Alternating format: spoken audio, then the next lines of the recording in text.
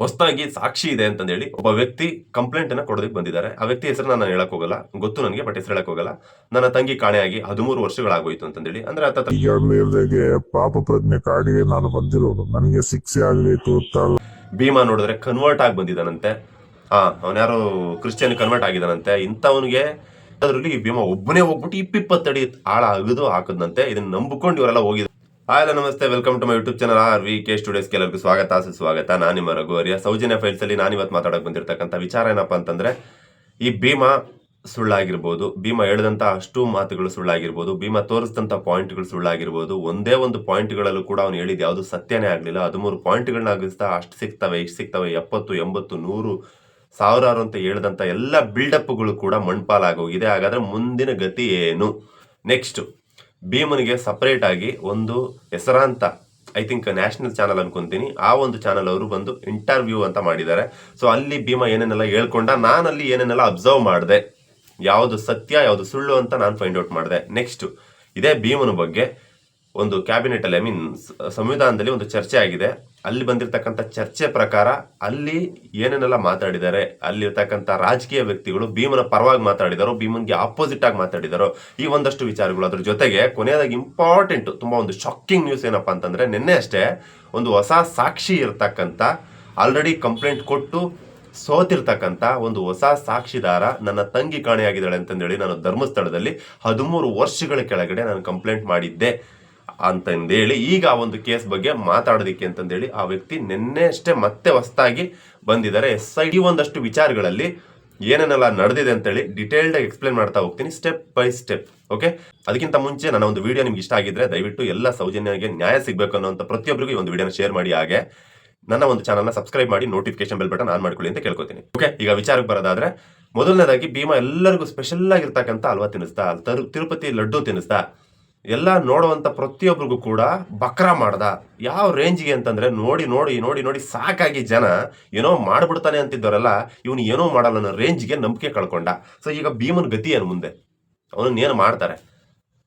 So ವಿಚಾರದಲ್ಲಿ ಮೊದಲನೇದಾಗಿ ಮಾತುಕತೆ ಶುರು ಮಾಡ್ಬೇಕಂದ್ರೆ ಸ್ನೇಹಿತರೆ, ನಿಜ ಹೇಳ್ಬೇಕಂತಂದ್ರೆ ಭೀಮಾ ಕೊಟ್ಟಿರ್ತಕ್ಕಂಥ ಹೇಳಿಕೆಗಳಲ್ಲಿ ಏನೇನಿದೆ ಅಂತೇಳಿ ಹೇಳಿದಾಗ ನಿಮ್ಗೆ ಎಲ್ಲರಿಗೂ ಅರ್ಥ ಆಗುತ್ತೆ. ಈಗ 13ನೇ ಪಾಯಿಂಟ್ ವಿಚಾರಕ್ಕೆ ಬರ್ತೀನಿ. 13ನೇ ಪಾಯಿಂಟ್ನ ಸರಿಸುಮಾರು ಒಂದು 20 ಅಡಿ ಆಳಕ್ಕೆ ಅಗ್ದಿದ್ದಾರೆ. ಅಲ್ಲಿ ಏನೂ ಕೂಡ ಸಿಕ್ಕಿಲ್ಲ, ನೀರು ಬರ್ತಾ ಇದೆ ಹೊರತು ಅಲ್ಲಿ ಒಂದು ಮೂಳೆ ತುಂಡು ಕೂಡ ಸಿಕ್ಕಿಲ್ಲ ಅಂತಂದೇಳಿ ನಾನು ಹೇಳ್ತಾ ಇಲ್ಲ, ಬಲ್ಲ ಮೂಲೆಗಳು ಹೇಳ್ತಾ ಇದೆ. ಸ್ವತಃ ಭೀಮನ ಬಾಯಲ್ಲಿ ಕೂಡ ಒಂದು ಬೈಟಲ್ಲಿ ಕೇಳಿದೆ ನಾನು. ಈಗ ಅಲ್ಲಿ ಏನೂ ಸಿಗ್ತಿಲ್ಲ, ಬಟ್ ಮತ್ತಾಗಾದ್ರೆ ಭೀಮಾ ಹೇಳಿದ್ ಸುಳ್ಳ? ಯಾರಿಗೊತ್ತು? ಆಗಿರ್ಬೋದು. ಭೀಮಾ ಹೇಳಿದ್ದು ನಿಜನೂ ಆಗಿರ್ಬೋದು, ಅಥವಾ ಭೀಮಾ ಹೇಳಿರ್ತಕ್ಕಂಥ ಸುಳ್ಳು ಕೂಡ ನಿಜ ಆಗಿರ್ಬೋದು. ನಾನು ಹೇಳ್ತಾ ಇರೋ ಮಾತಲ್ಲ, ಇದು ಸ್ವಲ್ಪ ಜನಗಳ ಮಾತು. ಇಲ್ಲಿ ಈಗ ಭೀಮಾ ಮಾತಾಡಿರ್ತಕ್ಕಂಥ ಮಾತಲ್ಲಿ ಒಂದು ಕ್ಲಾರಿಟಿನ ಭೀಮಾ ಕೊಟ್ಟಿದ್ದಾನೆ. ಏನಪ್ಪಾ ಅಂತಂದ್ರೆ, ಭೀಮಾ ನಾನು ಒಬ್ಬನೇ ಆ ಒಂದು ಕೆಲಸ ಮಾಡ್ತಾ ಇರಲಿಲ್ಲ. ನನಗೆ ಆ ಒಂದು ಕಚೇರಿಯಿಂದ ನನಗೆ ಒಂದಷ್ಟು ಕಾಲ್ಸ್ ಬರ್ತಾ ಇತ್ತು. ಕಾಲ್ಸ್ ಬಂದಾಗ ನನ್ನೊಟ್ಟಿಗೆ ನನ್ನ ಭಾವ ಇರ್ತಾ ಇದ್ರು, ಇನ್ನೊಂದಿಬ್ರು ಇರ್ತಾ ಇದ್ರು, 4 ಜನ. ಸೊ 4 ಜನರು ಹೋಗಿನೇ ನಾವು ಒಂದಷ್ಟು ಜನರು ಅಥವಾ ಪೊಲೀಸ್ ಅಧಿಕಾರಿಗಳು ಅಥವಾ ಕೆಲವೊಂದ್ಸಲ ಈ ಕಚೇರಿಯ ಅಧಿಕಾರಿಗಳು, ನಮ್ಮ ಮೇಲೆ ನಮಗೆ ಕೆಲಸ ಕೊಟ್ಟಂತವ್ರು, ಸೊ ಇವ್ರುಗಳ ಅಂಡರಲ್ಲೇ ನಾವು ಹೋಗಿ ನಾವು ಹೂತಾಗ್ತಾ ಇದ್ವಿ ಅಂತ ಭೀಮಾ ಹೇಳ್ತಾ ಇದ್ದಾನೆ. ಈಗ ಕ್ಯಾಬಿನೆಟ್ ಅಲ್ಲಿ R ಅಶೋಕ್ ಅಂತಂದೇಳಿ ಒಬ್ಬ ವ್ಯಕ್ತಿ, ರಾಜಕೀಯದ ಒಬ್ಬರು ವ್ಯಕ್ತಿ ಅನ್ಕೊಂತೀನಿ, ಅವರು ಮಾತಾಡ್ತಾ ಒಂದು ಮಾತನ್ನ ಹೇಳ್ತಾರೆ. ಯಾವ ರೀತಿ ಅಂತಂದ್ರೆ, ಕ್ಯಾಬಿನೆಟ್ ಅಲ್ಲಿ ಏನೇನು ನಡೀತು ಅಂತಂದೇಳಿ ಅದಕ್ಕಿಂತ ಮುಂಚೆ ನಿಮಗೆ ಡೀಟೇಲ್ ಆಗಿ ಹೇಳ್ತೀನಿ ನೋಡಿ. ಅಲ್ಲಿ ಒಂದು ಡಿಸ್ಕಷನ್ ಬರುತ್ತೆ, ಯಾರು ಈ ಭೀಮಾ, ಫಸ್ಟ್ ಆಫ್ ಆಲ್ ಈ ಭೀಮನ ಹೆಸರೇನು, ಒರಿಜಿನಲ್ ಹೆಸರು ಯಾರಿಗಾದ್ರೂ ಗೊತ್ತಾ? ಇಲ್ಲಿ ಅದ್ಯಾರೋ ಚೆನ್ನಯ್ಯ ಅಂತಾರೆ, ಇನ್ಯಾರೋ ಚಿನ್ನಯ್ಯ ಅಂತಾರೆ. ಭೀಮಾ ನೋಡಿದ್ರೆ ಕನ್ವರ್ಟ್ ಆಗಿ ಬಂದಿದ್ದಾನಂತೆ.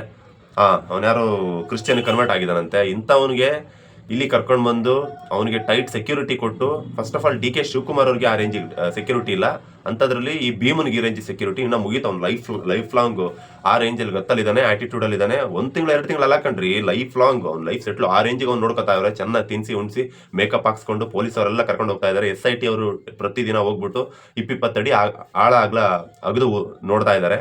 ಫಸ್ಟ್ ಆಫ್ ಆಲ್ ನಮ್ಮ ಕಡೆ ಯಾರಾದರೂ ತೀರ್ಕೊಂಡ್ರೆ ಅವ್ರಿಗೆ 6 ಅಡಿ 3 ಅಡಿ ಮಾತ್ರ ಗುಂಡಿಗಳು ತೆಗಿತಾರೆ. ಆ 6 ಅಡಿ 3 ಅಡಿದಲ್ಲಿ ಒಂದು 4 ಅಡಿ ದಾಟಿ ಹೋಗ್ತಾ ಇದ್ದಾಗೇನೆ ಕೆಳಗಡೆಯಿಂದ ಯಾರೋ ಇಬ್ರು ಬಂದು ಮಣ್ಣನ್ನು ಎತ್ಕೊಡ್ಬೇಕು, ಒಬ್ಬರೇ ತೆಗೆದು ಹಾಕೋದಕ್ಕೆ ಆಗೋದಿಲ್ಲ. ಅಂಥದ್ರಲ್ಲಿ ಈ ಭೀಮಾ ಒಬ್ಬನೇ ಹೋಗ್ಬಿಟ್ಟು 20 ಅಡಿ ಆಳ ಅಗದು ಹಾಕದಂತೆ. ಇದನ್ನ ನಂಬಿಕೊಂಡು ಇವರೆಲ್ಲ ಹೋಗಿದಾರಲ್ಲ, ಇವರಂತ ಹುಚ್ಚರಾಗಿರ್ಬೋದು, ಹಂಗೆ ಹಿಂಗೆ ಅಂತ ಸಾಕಷ್ಟು ಮಾತಾಡಿದ್ದಾರೆ R ಅಶೋಕ್ ಅವರು. ಇದ್ರ ಜೊತೆಗೆ ನಾನು ಅವ್ರಿಗೊಂದು ಮಾತು, ಈಗ ಇದೇ ಭೀಮಾ ಕೊಟ್ಟಿರ್ತಕ್ಕಂಥ ಒಂದು ಬೈಟಲ್ಲಿ ಭೀಮಾನೇ ಹೇಳಿದ್ದಾನೆ, ನಾನು ಒಬ್ಬನೇ ಹೋಗಿ ಗೊತ್ತಾಗ್ತಾ ಇರಲಿಲ್ಲ, ನನ್ನೊಟ್ಟಿಗೆ ನನ್ನ ಭಾವ ಕೂಡ ಇರ್ತಾ ಇದ್ರು, ಅಥವಾ ಕೆಲವೊಂದ್ಸಲ ಒಂದು 3-4 ಜನ ನಾವು ಊತಾಕ್ತಾ ಇದ್ವಿ ಅಂತೇಳಿ. ಸೊ ಈಗ ಆ ವ್ಯಕ್ತಿಗೆ ಆರ್ ಅಶೋಕ್ ಅವರಿಗೆ ಒಂದು ವಿಡಿಯೋಗೆ ಒಂದು ಬಹುಶಃ ಅವರು ಈ ಒಂದು ಬೈಟ್ನ ನೋಡಿಲ್ಲ ಅನ್ಕೊಂತೀನಿ. ಸ್ವತಃ ಭೀಮನ ಒಂದು ಸ್ವಂತ ಬಾಯಲ್ಲಿ ಹೇಳಿದಂತ ಒಂದು ಬೈಟನ್ನ ಕೇಳಿಲ್ಲ ಅನ್ಕೊಂತೀನಿ. ಅದಕ್ಕೋಸ್ಕರ ಅವರು ಆ ರೀತಿ ಮಾತಾಡಿದ್ದಾರೆ. ಸೊ ಅವರು ಆದಷ್ಟು ಬೇಗ ಆ ಒಂದು ಬೈಟ್ನ ನೋಡೋ ರೀತಿ ಆಗ್ಲಿ ಅಂತ ಕೇಳ್ಕೊತೀನಿ. ಇದಾದ್ಮೇಲೆ ನೆಕ್ಸ್ಟ್ ಕ್ಯಾಬಿನೆಟ್ ಮೀಟಿಂಗ್ ದಿನ ಬಿಟ್ಬಿಡೋಣ. ನೆಕ್ಸ್ಟ್ ಮತ್ತೆ ವಾಪಸ್ ನಾವು ವಿಚಾರಕ್ಕೆ ಬಂದ್ರೆ ಈಗ ಇಲ್ಲಿ ಏನೇನೆಲ್ಲ ಆಗ್ಬೋದು. ಭೀಮಾ ಹೇಳಿದಂತ ಪಾಯಿಂಟ್ಗಳಲ್ಲಿ ಏನು ಸಿಕ್ಕಿಲ್ಲ. ಯಾಕೆ ಸಿಕ್ಕಿಲ್ಲಪ್ಪ ಭೀಮಾ ಅಂತ ಭೀಮನ್ ಕೇಳಿದ್ರೆ ಭೀಮಾ ಹೇಳ್ತಕ್ಕಂಥ ಪಾಯಿಂಟ್ಗಳೇನು ಅಂತಂದ್ರೆ ಸಾಕಷ್ಟು ಇದರಲ್ಲಿ ಕಾರ್ಡ್ ಬದಲಾಗಿದೆ. ನಾನು ಪ್ರತಿ ಸಲ ಹೇಳ್ತಿದ್ನಲ್ಲ ಅದೇ ರೀಸನ್ ಭೀಮಾ ಕೂಡ ಹೇಳಿದ್ದಾನೆ. ಕಾರ್ಡ್ ಬದಲಾಗಿದೆ, ಎಷ್ಟೋ ಕಡೆ ಗಿಡ ಮರಗಳೆಲ್ಲ ಬೆಳ್ಕೊಂಡಿದೆ, ನನಗೆ ಕರೆಕ್ಟಾಗಿ ಫೈಂಡ್ ಔಟ್ ಮಾಡಕ್ ಆಗ್ತಾ ಇಲ್ಲ. 14 ವರ್ಷಗಳು ಕಳೆದೋಯ್ತು, ಅರಣ್ಯ ಬದಲಾಗಿದೆ, ನಾನು ಇಷ್ಟು ತೋರಿಸ್ತಾ ಇರೋದೇ ಹೆಚ್ಚು, ನಾನು ಏನ್ ಮಾಡ್ಲಿ, ನನ್ನ ಕೈಲಿ ಆದಷ್ಟು ಪಾಯಿಂಟ್ಗಳನ್ನ ನಾನು ಎಷ್ಟು ನೆನಪಾಗುತ್ತೋ ಅಷ್ಟು ತೋರಿಸ್ತಾ ಇದ್ದೀನಿ ಅಂತ. ಅಲ್ಲ ನಾನು ತುಂಬಾ ಕಲ್ತವನು ಅಲ್ಲ, ನಾನು 2 ಕ್ಲಾಸ್ ಕಲ್ತು 3-4 ಕ್ಲಾಸ್ ಕಲ್ತು ಬಂದವ.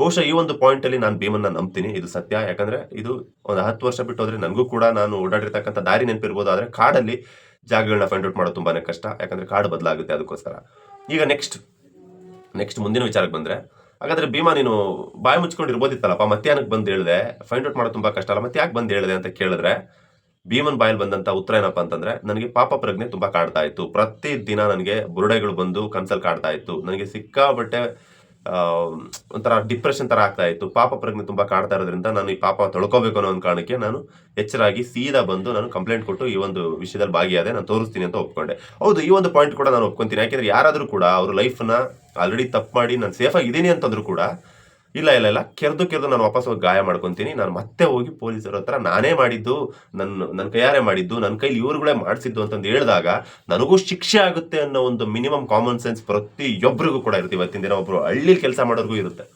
ಅಂಥದ್ರಲ್ಲಿ ಭೀಮನಿಗಿರಲ್ವಾ, ಇರುತ್ತೆ. ಆದ್ರೂ ಕೂಡ ನಾನು ಬಂದಿದ್ದೇನೆ ಅಂದ್ರೆ ಬಹುಶಃ ಪಾಪ ಪ್ರಜ್ಞೆ ನಿಜವಾಗ್ಲೂ ಕಾಡಿದೆ ಅಂತ ಅನ್ಕೊಂತೀನಿ. ಈ ವಿಚಾರದಲ್ಲಿ ಸೌಜನ್ಯ ಕಾಣೆ ಆಗಿದ್ದ ದಿನ ಕೂಡ ನನಗೂ ಕರೆ ಬಂದಿತ್ತು. ಆದ್ರೆ ಅವತ್ತಿನ ದಿನ ನಾನು ನನ್ನ ಊರಿಗೆ ಹೋಗಿದ್ದೆ, ನನಗೆ ಬೈದ್ರು, ಹೇಳ್ದೆ ಕೇಳಿದೆ ಹೆಂಗೆ ಹೋಗ್ಬಿಡ್ತೀಯ ನೀನು ಅಂತೇಳಿ. ಮರುದಿನ ನಾನು ಬರೋಷ್ಟರಲ್ಲಿ ಇದೆಲ್ಲ ಆಗೋಗಿತ್ತು, ಸೌಜನ್ಯ ಪ್ರಕರಣ ಎಲ್ಲ ಆಗೋಗಿತ್ತು. ಅಪ್ಪಿ ತಪ್ಪಿ ನಾನು ಇದ್ದಿದ್ರೆ ಬಹುಶಃ ಆ ಒಂದು ಪಾಯಿಂಟ್ ಅಲ್ಲಿ ಏನೇನಾಯ್ತು ಅಂತಂದೇಳಿ ನಾನು ಇನ್ನೂ ನೆಕ್ಸ್ಟ್ ಇದರಲ್ಲಿ ಇವತ್ತಿನ ದಿನನೇ ನಾನು ಸಾಕ್ಷಿಗಳನ್ನ ಹೇಳ್ತಾ ಇದ್ದೆ, ಅದು ಇದು ಅಂತೆಲ್ಲ ಹೇಳಿದ್ದಾರೆ. ಈಗ ಭೀಮನ ಈ ವಿಚಾರಕ್ಕೆ ನಾವು ಮತ್ತೆ ವಾಪಸ್ ಬಂದ್ರೆ, ನನಗೆ ಭೀಮಾ ಮುಸುಕುದಾರಿ ಆಗಿರ್ತಕ್ಕಂಥ ಭೀಮನ ಒರಿಜಿನಲ್ ಹೆಸರೇನು ಅಂತ ನನಗೂ ಗೊತ್ತು. ಆದ್ರೆ ಹೆಸರುಗಳನ್ನ ಅವ್ರುಗಳೇ ಹೇಳಕ್ ಇಷ್ಟಪಡ್ತಾ ಇಲ್ಲ ಅಂದ್ರೆ ನಾವುಗಳು ಯಾಕೆ ಹೇಳ್ಬೇಕು? ನೋಡೋಣ, ಆದಷ್ಟು ಪ್ರಯತ್ನ ಪಡೋಣ, ಅವ್ರ ಕೈಯಿಂದ ಏನೋ ಒಂದು ನ್ಯಾಯ ಸಿಗ್ಬೋದು ಅಂತಂದೇಳಿ ನಾನು ಒರಿಜಿನಲ್ ಹೆಸರನ್ನ ಹೇಳ್ತಾ ಇಲ್ಲ. ಇನ್ನು ನೆಕ್ಸ್ಟ್ ನನ್ನ ಓಲ್ಡ್ ವಿಡಿಯೋದಲ್ಲೇ ನಾನು ಹೇಳಿದ್ದೆ, ಭೀಮನಿಗೆ ಸೌಜನ್ಯ ಕೇಸ್ಗೂ ಏನು ಸಂಬಂಧ ಇಲ್ಲ, ಅವತ್ತಿನ ದಿನ ಅವ್ನು ಮಂಡ್ಯಾಗ ಹೋಗಿದ್ದ ಅಂತಂದೇಳಿ. ಸೊ ಆ ವಿಚಾರದ ಬಗ್ಗೆ ಅವ್ನಿಗೆ ಗೊತ್ತಿಲ್ಲ. ಅಲ್ಲಿ ಇವಾಗೆಲ್ಲ ಕೇಳ್ತಾ ಇರೋದೇನಂತಂದ್ರೆ, ಈಗ ಅಲ್ಲಿ ನಡೆದಂತ ಅಷ್ಟು ಸೌಜನ್ಯನ ಹೊರತುಪಡಿಸಿ ಅಲ್ಲಿ ನಡೆದಂತ ಎಷ್ಟೋ ದಾರುಣಗಳಿದೆಯಲ್ಲ, ಆ ಎಲ್ಲ ಕರ್ಮಗಳು ನನಗೆ ಗೊತ್ತು ಅನ್ನೋದು ಇದು ಭೀಮನ ಒಂದು ವಾದ ಅಷ್ಟೇ. ಸೊ ಆದಷ್ಟು ಬೇಗ ನಾನು ಈ ವಿಚಾರದಲ್ಲಿ ಕೇಳ್ಕೊಳ್ಳೋದೇನಂದ್ರೆ, ಭೀಮನೊಟ್ಟಿಗೆ ಈಗ ಈ ಕೇಸಲ್ಲಿ ಇದ್ದಿದ್ದು ಯಾರು? ಭೀಮನೆ ಸ್ವತಃ ಹೇಳ್ತಾ ಇದ್ದೇನೆ, ನಾನು, ನನ್ನ ಭಾವ ಮತ್ತೆ ನನ್ನೊಟ್ಟಿಗೆ ಇನ್ನೊಂದಿಬ್ರು ಇರ್ತಾ ಇದ್ರು, ಅವ್ರುಗಳು ಸೇರಿ ಈ ಒಂದು ಕೆಲಸ ಮಾಡ್ತಾ ಇದ್ವಿ ಅಂತ. ಇನ್ನೊಂದು ವಿಡಿಯೋದಲ್ಲಿ ಇದೇ ಭೀಮಾ ಹೇಳಿದ್ದ, ರವಿ ಪೂಜಾರಿ ನಾನು ಸ್ನೇಹಿತರು ಅಂತಂದೇಳಿ, ಒಂದಷ್ಟು ಕೆಲಸಗಳನ್ನ ನಾನು ಜೊತೆಲೆ ಮಾಡ್ತಾ ಇದ್ವಿ ಅಂತಂದೇಳಿ. ಹಾಗಾದ್ರೆ ರವಿ ಪೂಜಾರಿ ಕೂಡ ಈ ಒಂದು ಕೆಲಸದಲ್ಲಿ ಭಾಗಿಯಾಗಿದ್ರೇನೋ ಅಂತ ನನ್ನ ಒಂದು ಅನಿಸಿಕೆ. ಈ ಒಂದು ಊತಾಕೋ ಕೆಲಸದಲ್ಲಿ ರವಿ ಪೂಜಾರಿ ಕೂಡ ಆ ಟೈಮಲ್ಲಿ ಇದ್ರೇನೋ ಅಂತ ನನ್ನ ಒಂದು ಅನಿಸಿಕೆ. ನೆಕ್ಸ್ಟ್ ಇನ್ನೊಂದು ವಿಚಾರಕ್ಕೆ ಬಂದ್ರೆ, ನೀವು ಬಂಗಾರ ಕದೀತಿದ್ರಲ್ಲಪ್ಪ, ನಿಮ್ಮ ಮೇಲೆ ಆ ಥರದೊಂದು ಆರೋಪ ಇದೆ, ನೀವು ಗೋಲ್ಡ್ಗಳನ್ನ ಕದೀತಾ ಇದ್ರಂತೆ, ಚಿನ್ನ ಕದೀತಾ ಇದ್ರಂತೆ, ಇದನ್ನು ನಿಜಾನ ಅಂತ ಕೇಳಿದ್ದಕ್ಕೆ ಭೀಮನ್ ಬಾಯಲ್ಲಿ ಬಂದಂತ ಉತ್ತರ, ನಾನು ಅದೆಲ್ಲ ಮಾಡೋ ರೀತಿ ಆಗಿದ್ದಿದ್ರೆ ನಾನು ಯಾಕೆ ಈ ಥರದ್ದು ಕೆಲಸ ಮಾಡಿ ದುಡ್ಡಿಸ್ಕೊತಾ ಇದ್ದೆ, ಯಾಕೆ ನಾನು ಹೆಣ ಊತಾಕ್ಬಿಟ್ಟು ದುಡ್ಡಿಸ್ಕೊತಾ ಇದ್ದೆ, ನಾನು ಆರಾಮಾಗಿ ಮಾರ್ಬಿಟ್ಟು ನಾನು ಬಂದ್ಬಿಟ್ಟು ಆರಾಮಾಗಿರ್ತಿದ್ದೆ, ಇಲ್ಲಾಂದ್ರೆ ತಗೊಂಡು ಎಲ್ಲಿಗಾದ್ರೂ ಹೋಗ್ತಾ ಇದ್ದೆ, ನಾನು ಆ ಥರ ಎಲ್ಲ ಕೆಲಸ ಮಾಡಿಲ್ಲ, ಅವೆಲ್ಲ ಸುಮ್ಮನೆ ನನ್ನ ಮೇಲೆ ಓರಿಸ್ತಾ ಇರ್ತಕ್ಕಂಥ ಅಪವಾದಗಳು ಅಂತ ಹೇಳ್ತಾ ಇದ್ದಾರೆ. ಇನ್ನು ನೆಕ್ಸ್ಟ್ ಇನ್ನೊಂದು ಪಾಯಿಂಟಿಗೆ ಬಂದ್ರೆ, ನನಗೆ ಪರ್ಸನಲಿ ಬಂದಂತ ಡೌಟ್ಗಳನ್ನ ನಾನು ಹೇಳ್ತೀನಿ. ಭೀಮಾ ಆ ಒಂದು ಪಾಯಿಂಟ್ಗಳಲ್ಲೆಲ್ಲ ಓಡಾಡಿ ಈಗ GPRನ ಕರೆಸಿ ಕೂಡ ಅಲ್ಲಿ ಮೂಳೆಗಳು ಸಿಕ್ಕಿಲ್ಲ, ಅಲ್ಲಿ ಸಿಕ್ಕಿದ್ದು ಬರೀ ಮಣ್ಣು. ಆದ್ರೆ ಭೀಮಾ ಹೇಳೋ ಒಂದು ವಿಡಿಯೋದಲ್ಲಿ ನಾನು ತೋರಿಸಿದಂಥ ಪಾಯಿಂಟ್ಗಳಲ್ಲಿ ಏನೂ ಸಿಕ್ತಿಲ್ಲ, ನಾನು ಹೇಳೋದು ಸುಳ್ಳು ಅನ್ನೋದಾಗಿದ್ರೆ 6ನೇ ಪಾಯಿಂಟಲ್ಲಿ ಯಾಕೆ ಸಿಗ್ಬೇಕಾಗಿತ್ತು ಅಂತ ಭೀಮನ ಒಂದು ಪ್ರಶ್ನೆ. ಹೌದು, ಭೀಮಾ ಹೇಳೋದು ಕರೆಕ್ಟ್ ಆಗಿದೆ. ಯಾಕೆ ಅಂತಂದ್ರೆ 13ನೇ ಪಾಯಿಂಟ್ ಆಗಿರ್ಬೋದು, ಅದು ಫ್ಲಡ್ ಬಂದು ಮಣ್ಣು ತುಂಬಿಕೊಂಡಂತ ಜಾಗ, ನೇತ್ರಾವತಿ ನದಿ ದಂಡೆಲಿರ್ತಕ್ಕಂಥ ಜಾಗಗಳು ಕೂಡ ಅಷ್ಟೇನೆ, ಅವು ಕೂಡ ಕೊಚ್ಕೊಂಡು ಹೋದಂಥ ಜಾಗಗಳು, ಅಲ್ಲೆಲ್ಲೂ ಕೂಡ ಸರಿಯಾದ ಸ್ಥಿರವಾದ ಒಂದು ನೆಲ ಇಲ್ಲ. ಸೊ ಭೀಮನ ಮಾತನ್ನ ನಾನಂತೂ ನಂಬ್ತೀನಿ. ಬಟ್ ಭೀಮನ್ ಬಗ್ಗೆ ನನಗೊಂದು ಸಣ್ಣ ಡೌಟ್ ಬರುತ್ತೆ, ಅದೇನು ಅಂತ ನಾನು ನೆಕ್ಸ್ಟ್ ವಿಡಿಯೋದಲ್ಲಿ ಹೇಳ್ತೀನಿ. ಬಟ್ ಈಗ ಕೊನೆದಾಗ ನಾನು ಇನ್ನೊಂದು ಟಾಪಿಕ್ ಹೇಳಿದ್ದೆ, ಯಾವ್ದಪ್ಪ ಟಾಪಿಕ್ ಅಂತಂದ್ರೆ, ಹೊಸದಾಗಿ ಸಾಕ್ಷಿ ಇದೆ ಅಂತಂದೇಳಿ ಒಬ್ಬ ವ್ಯಕ್ತಿ ಕಂಪ್ಲೇಂಟ್ ಅನ್ನ ಕೊಡೋದಕ್ಕೆ ಬಂದಿದ್ದಾರೆ. ಆ ವ್ಯಕ್ತಿ ಹೆಸರನ್ನ ನಾನು ಹೇಳಕ್ ಹೋಗಲ್ಲ, ಗೊತ್ತು ನನಗೆ, ಬಟ್ ಹೆಸರು ಹೇಳಕ್ ಹೋಗಲ್ಲ. ನನ್ನ ತಂಗಿ ಕಾಣೆಯಾಗಿ 13 ವರ್ಷಗಳಾಗೋಯ್ತು ಅಂತಂದೇಳಿ. ಅಂದ್ರೆ ಹತ್ತತ್ರ ಏನಿಲ್ಲ ಅಂದ್ರೆ ಸೌಜನ್ಯ ಕೇಸ್ ಆದ ನಂತರ, ಅಂದ್ರೆ ಸೌಜನ್ಯ ಕೇಸ್ ಆದ್ಮೇಲೂ ಕೂಡ ಈ ತರದೊಂದು ಪ್ರಕರಣ ನಡೆದಿದೆ. ಮತ್ತೆ ಯಾವ ರೀತಿ ಅಂತಂದ್ರೆ, 13 ವರ್ಷದ ಕೆಳಗಡೆ ಒಂದು ಹಳ್ಳಿಯಿಂದ ಈ ಒಬ್ಬ ವ್ಯಕ್ತಿಯ ತಂಗಿ ಪಕ್ಕದ ಮನೆಯವ್ರು ಯಾರೋ ಒಬ್ರು ನೈಬರ್ಸ್ ಜೊತೆ ಧರ್ಮಸ್ಥಳಕ್ಕೆ ಹೋಗಿ ಬರ್ತೀನಿ ಅಂತ ಹೋಗ್ತಾರೆ. ಬಟ್ ಹೋಗ್ತಾ ಇಬ್ರು ಹೋಗ್ತಾರೆ. ಬರ್ತಾ ಆ ಯಂಗ್ಸ್ ಏನಿರ್ತಾರೆ ಪಕ್ಕದ ಮನೆಯವರು, ಆ ಯಂಗ್ಸ್ ಮಾತ್ರ ವಾಪಸ್ ಬರ್ತಾರೆ. ಇವನ ತಂಗಿ ವಾಪಸ್ ಬರಲ್ಲ. ಹೌದು, ಯಾಕೆ ವಾಪಸ್ ಬಂದಿಲ್ಲ ಅಂತ ವಿಚಾರಿಸಿದಾಗ ಆ ಯಂಗ್ಸು ಏನನ್ನೂ ಕೂಡ ಹೇಳೋದಕ್ಕೆ ರೆಡಿ ಆಗಿಲ್ಲ. ಸೊ ಆ ಯಂಗ್ಸಿನ ವಿರುದ್ಧ ಕಂಪ್ಲೇಂಟ್ ಅನ್ನ ಕೊಟ್ಟಿದ್ದಾರೆ. ಅವಳು ಕಾಣೆಯಾಗಿದ್ದಾರೆ ಅಂತೇಳಿ ಕಂಪ್ಲೇಂಟ್ ಅನ್ನ ಕೊಟ್ಟಿದ್ದಾರೆ. ಬಟ್ ಎಲ್ಲೂ ಕೂಡ ಕಂಪ್ಲೇಂಟ್ ಆಗಿ ಉಳ್ಕೊಂತೆ ಹೊರತು ಅದು ಕಾರ್ಯರೂಪಕ್ಕೆ ಬರಲಿಲ್ಲ. ಅದು ಯಾವುದೇ ರೀತಿ ಒಂದು ನೆಕ್ಸ್ಟ್ ಸ್ಟೆಪ್ಗೆ ಹೋಗಿಲ್ಲ. ಸೊ ಈ ವಿಚಾರದ ಬಗ್ಗೆ ನೊಂದಿರ್ತಕ್ಕಂಥ, ಆಲ್ರೆಡಿ ಬೇಜಾರಲ್ಲಿರ್ತಕ್ಕಂಥ ಆ ವ್ಯಕ್ತಿ ಈಗ ಇದೇ ಸರಿಯಾದ ಟೈಮ್ ಅಂತಂದೇಳಿ ಮತ್ತೆ ವಾಪಸ್ ಬಂದಿದ್ದಾರೆ. ದಿನದಿನಕ್ಕೂ ಒಂದು ಹೊಸ ಸಾಕ್ಷಿಗಳು ಉಟ್ಕೋತಾ ಇದ್ದಾರೆ. ಆದರೆ ಕೇಸ್ ಮಾತ್ರ ನಿಲ್ತಾ ಇಲ್ಲ. ಯಾಕೆ ಅಂತಂದ್ರೆ ಸರಿಯಾದ ಸಾಕ್ಷಿಗಳು ಮೇನ್. ನಾನು ಪ್ರತಿಯೊಬ್ಬರ ಹತ್ರ ಕೇಳ್ಕೊಳ್ಳೋದು ಸರಿಯಾದ ಸಾಕ್ಷಿಗಳು ಬೇಕಾಗುತ್ತೆ. ಯಾಕೆಂದ್ರೆ ಸರಿಯಾದ ಸಾಕ್ಷಿಗಳಿದ್ದಾಗ ಇಂಥ ನೀಚರ ಬಾಯಿನ ಮುಚ್ಚಿಸ್ಬೋದು. ಮೀಡಿಯಾಗಳಲ್ಲಿ ಬಂದು ಸಾಕ್ಷಿ ಇಟ್ಕೊಂಡು ಮಾತಾಡಿ ಅನ್ನೋಂಥವ್ರ ಬಾಯಿನೂ ಕೂಡ ಮುಚ್ಚಿಸ್ಬೋದು. ನಾವುಗಳೆಲ್ಲ ಯಾರು ಅಂತಂದ್ರೆ ನಾವುಗಳು ಯಾರು ಲಾಯರ್ ಅಲ್ಲ, ನಾವುಗಳು ಯಾರು ಜಡ್ಜ್ ಅಲ್ಲ, ನಾವುಗಳು ಜಸ್ಟ್ ಸಪೋರ್ಟರ್ಸ್. ಒಬ್ರಿಗೆ ನ್ಯಾಯ ಆಗಿದೆ ಅಂತೇಳಿ ಹೋರಾಟ ಮಾಡೋಂಥವ್ರು ಅಷ್ಟೇನೆ. ಸೊ ಸಾಕ್ಷಿಗಳು ಒದಗಿಸ್ಬೇಕಾಗಿರೋದು ಯಾರು ಈ ಒಂದು ಪ್ರಕರಣದಲ್ಲಿ ಭಾಗಿಯಾಗಿರ್ತಾರೋ ಅವರು ಸಾಕ್ಷಿ ಒದಗಿಸ್ಬೇಕು. ಆಗ ನಮ್ಮೆಲ್ಲರ ಹೋರಾಟಕ್ಕೆ, ನಾವಿಲ್ಲಿ ಕೂತು ಮಾತಾಡತಕ್ಕಂಥವ್ರಿಗೆ ಪ್ರತಿಯೊಬ್ಬರ ಒಂದು ಹೋರಾಟಕ್ಕೆ ನ್ಯಾಯ ಸಿಗುತ್ತೆ. ಸೊ ಹಾಗಾಗಿ ಸಾಕ್ಷಿ ತುಂಬಾ ಇಂಪಾರ್ಟೆಂಟು. ಸೊ ಈ ವ್ಯಕ್ತಿ ಹೇಳುವಂಥ ವಿಚಾರದ ಪ್ರಕಾರ ನನಗೆ ಆ ಟೈಮಲ್ಲಿ ನ್ಯಾಯ ಸಿಕ್ಕಿಲ್ಲ. ಸೊ ನಾನೀಗ ಪೊಲೀಸ್ನವ್ರಿಗೆ ಆ ಟೈಮಲ್ಲಿ ಆ ಯಂಗ್ಸಿನ ವಿರುದ್ಧ ಕೂಡ ಕಂಪ್ಲೇಂಟ್ ಮಾಡಿದ್ದೇನೆ. ಆ ಯಂಗ್ಸು ಸ್ಟೇಷನನ್ನು ಆ ಯಂಗ್ಸಿಗೆ ಕರೆಸಿ ಮಾತಾಡಿಸ್ಬೇಕು, ಏನಾಯ್ತು ಅಂತ ಹೇಳಬೇಕು. ಯಾಕೆಂದ್ರೆ ಅವ್ರು ಬೇರೆ ಯಾವುದೋ ಊರಿಗೆ ಹೋದಾಗ ಕಾಣೆಯಾಗಿದ್ದರೆ ನಾನು ಈ ಟೈಮಲ್ಲಿ ಅದನ್ನು ತೆಗಿತಾನೆ ಇರಲಿಲ್ಲ. ಬಟ್ ಅದೇ ಊರಿಗೆ ಹೋದಂಥ ಟೈಮಲ್ಲೇ ಕಾಣೆಯಾಗಿದ್ದು, ನನ್ನ ತಂಗಿ ಕಾಣೆಯಾಗಿದ್ದು. ಸೊ ನನ್ನ ತಂಗಿ ಇದ್ದಾಳ ಅಥವಾ ಇಲ್ವಾ, ಇವೆಲ್ಲ ಪ್ರಶ್ನೆಗಳಿಗೆ ಉತ್ತರ ಆ ಯಂಗ್ಸ್ ಕೊಡಬೇಕಾಗುತ್ತೆ. ಯಾಕಂದ್ರೆ ನಮ್ಮ ಕಣ್ಮುಂದಿರ್ತಕ್ಕಂಥ ಒಂದೇ ಒಂದು ಸಾಕ್ಷಿ ಅವಳೊಬ್ಳೇನೆ. ಸೊ ಅವಳನ್ನ ದಯವಿಟ್ಟು ವಿಚಾರಿಸಬೇಕು ಅಂತಂದೇಳಿ ಪೊಲೀಸ್ನವ್ರ ಹತ್ರ ಈಗ ಮನವಿ ಮಾಡ್ಕೋತಾ ಇದ್ದಾರೆ. SIT ಅಧಿಕಾರಿಗಳ ಹತ್ರ ಕೂಡ ಅವ್ರು ಬಂದು ಕೇಳ್ಕೊಂಡಿದ್ದಾರೆ. ಸೊ ಇದಿಷ್ಟು ಸೌಜನ್ಯ ಫೈಲ್ಸ್ ಅಲ್ಲಿ ನನಗೆ ಸಿಕ್ಕಂತ ಮಾಹಿತಿ, ನಿನ್ನೆ ಸಿಕ್ಕಂತ ಮಾಹಿತಿ. ಸೊ ಇವತ್ತಿನ ದಿನ ಏನೇನೆಲ್ಲ ನಡೀತಾ ಇದೆ, ನೆಕ್ಸ್ಟ್ ಈ ಒಂದು ಕೇಸ್ ಯಾವ ಒಂದು ಕಾರ್ಯರೂಪಕ್ಕೆ ಹೋಗುತ್ತೆ ನೋಡೋಣ. ಮತ್ತೆ ಹೊಸ ವಿಚಾರಗಳು ಏನೇ ಸಿಕ್ಕಿದ್ರು ಕೂಡ ನಾನು ತಗೊಂಡು ಬಂದು ನನ್ನ ಚಾನಲಲ್ಲಿ ಅಪ್ಡೇಟ್ ಮಾಡ್ತೀನಿ. ಅಲ್ಲಿವರೆಗೂ ನನ್ನ ಚಾನಲ್ನ ಮಿಸ್ ಮಾಡದೆ ನೋಟಿಫಿಕೇಶನ್ ಬೆಲ್ ಬಟನ್ ಆನ್ ಮಾಡ್ಕೊಂಡು ವೆಯ್ಟ್ ಮಾಡ್ತಾ ಇರಿ. ಆದಷ್ಟು ಬೇಗ ಮತ್ತೆ ಬಂದು ನಿಮ್ಮನ್ನೆಲ್ಲ ಭೇಟಿ ಮಾಡ್ತೀನಿ. ಅಲ್ಲಿವರೆಗೂ ನಾನು ನಿಮ್ಮ ರಘುವರ್ಯ. ಮತ್ತೆ ಸಿಗೋಣ. Love you all.